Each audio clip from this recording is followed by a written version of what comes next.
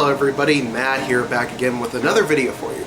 Today we're going to be taking a look at the classic Eric Clapton album, 461 Ocean Boulevard.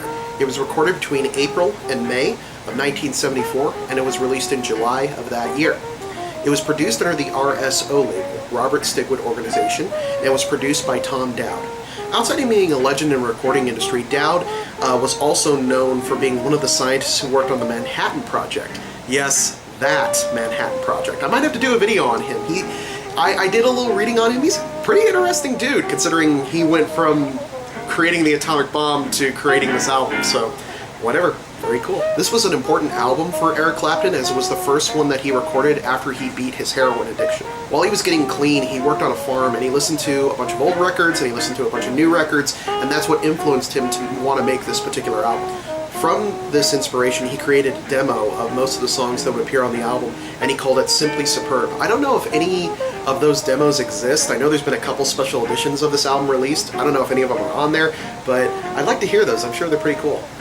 When he began recording the tracks, he left them as bare bones as possible because he wanted the musicians that would be playing with him to have as much freedom as possible when they would play their instruments. Robert Stigwood was his manager at the time, and he wanted him to record in Miami, and he rented him a house, and you guessed it, it was 461 Ocean Boulevard. Originally, Clapton didn't want his cover of I Shot the Sheriff on the album, but he was eventually convinced to put it on there. It proved to be one of the biggest hits on the album. It wasn't that he didn't like the song itself, he just didn't like the way he covered it. Eventually he would meet Bob Marley down the road, and Marley gave it his seal of approval, so I guess that makes it okay. The song Let It Grow is really interesting because it contains almost an identical melody and chord progression to Led Zeppelin's Stairway to Heaven.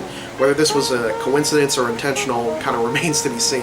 RSO wanted to sell the album in as many markets as possible, so this is one of the few albums that was actually legally able to be bought in the USSR at the time.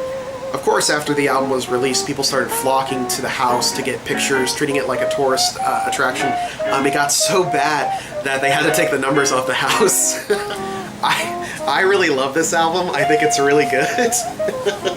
The dogs think it's really good too. But I always had the feeling that a lot of love and care went into this particular album.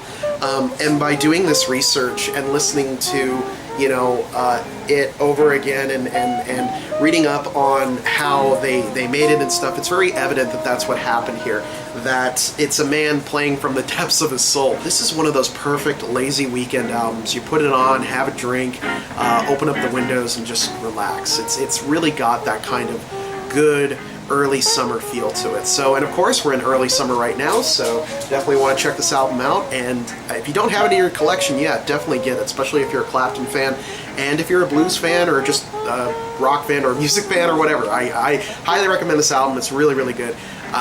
So yeah, that's all I have to say about 461 Ocean Boulevard. I will see you guys next time.